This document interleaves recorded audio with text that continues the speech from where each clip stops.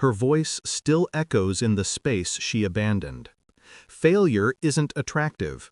The suitcase wheels scraped the marble as she dragged her life, my life, toward the door. My company had collapsed 48 hours earlier. My name, once spoken in boardrooms with respect, had turned into a headline, a cautionary tale. I stood there in the hollow of my living room, staring at the ghost of a family photo she didn't bother packing. It sat on the console, mocking me. Her laugh frozen. My arm around her shoulders as if I could hold loyalty in place. I thought that was the worst of it. I was wrong. Days blurred. I sold memories to survive. Furniture, my watch, my pride, and eventually my blood. $50 a bag. I sat in that sterile clinic, cold fluorescent lights humming above me like they were laughing too. The nurse looked at the vial. Her hand trembled. "Sir, your blood type. It's rare." Her voice fractured like she was witnessing a crime scene.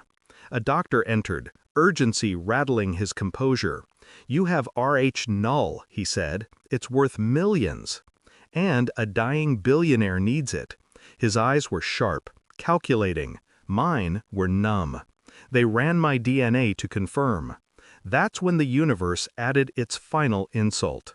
Before the results returned, my phone rang. My daughter-in-law. She never called unless she needed something. Her voice cut through like a dull blade. "If you want to join Thanksgiving, come wash the dishes," she snapped. Laughter in the background. My son, silent. Always silent. I pictured them feasting on a life I built. I smiled. Enjoy. I hung up before she could reply. They thought I had fallen. They hadn't seen me crawl through darkness before. They hadn't seen what I became there. The DNA results slid across the table like a secret the world had been dying to tell me. Rh null. Confirmed. But that wasn't the part that fractured reality. I read the secondary report, and time stilled. Parentage inconsistency detected. My son wasn't mine. Every sacrifice, every lesson, every night spent shaping him into the man I hoped he'd become, all belonged to another, a stranger. Or maybe not. Memory crawled back like a venomous tide. My wife's distance, her unexplained late nights during the early years, her sudden interest in protecting family privacy, her insistence that we never take a family DNA ancestry test for fun. Betrayal ages quietly until the truth wakes it. The room swayed. My breath steadied.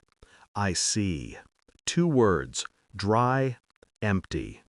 The doctor believed the shock was about the billionaire offer.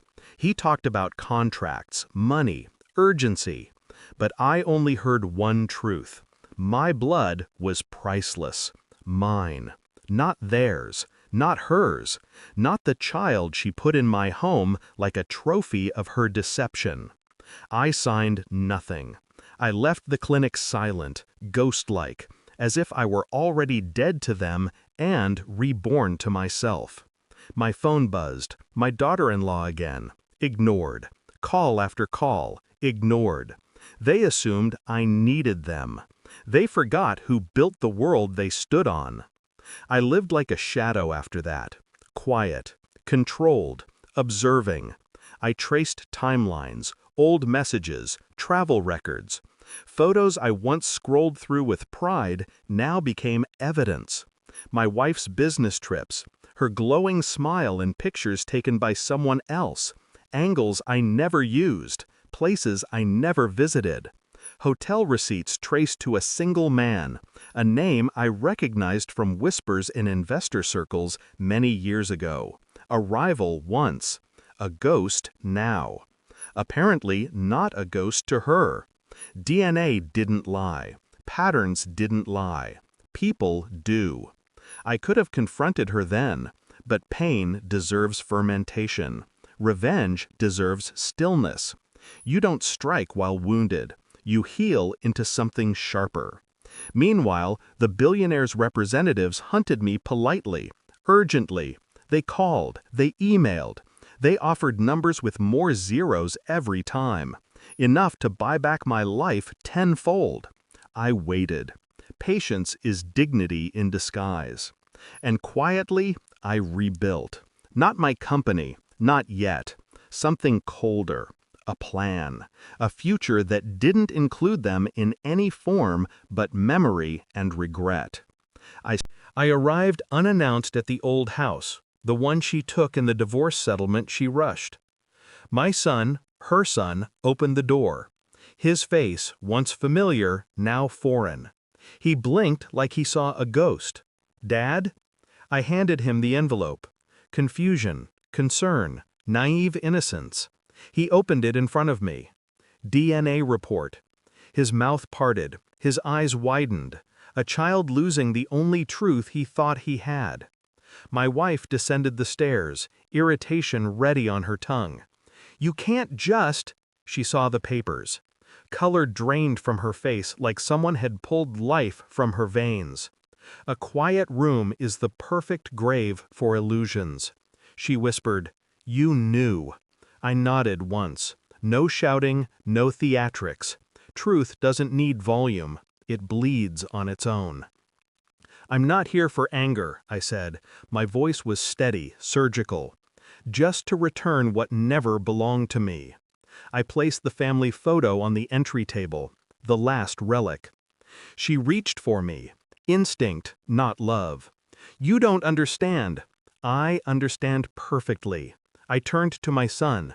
No, to the boy she replaced my bloodline with. "You deserved honesty. You never got it. That is her crime, not yours." His eyes glistened. I felt nothing. I walked away. She followed, desperate now. Funny how truth rewrites power. "What are you going to do?" she cried. I paused at the door. "Live." She didn't understand the full meaning yet. She would. Within hours I signed the contract. Within weeks I owned a villa overlooking the Swiss Alps. Glass, steel, silence, power reborn in snow. I posted one picture. Not of my face, just the view. The infinity pool. The untouched wine glass. My daughter-in-law called 71 times. I didn't answer. Greed starves louder than grief. In the stillness of the mountains, I found something purer than justice. Indifference. Revenge is fire, but detachment is ice. It preserves the soul. They will chase the ghost of what they lost. They will carve excuses into their memories.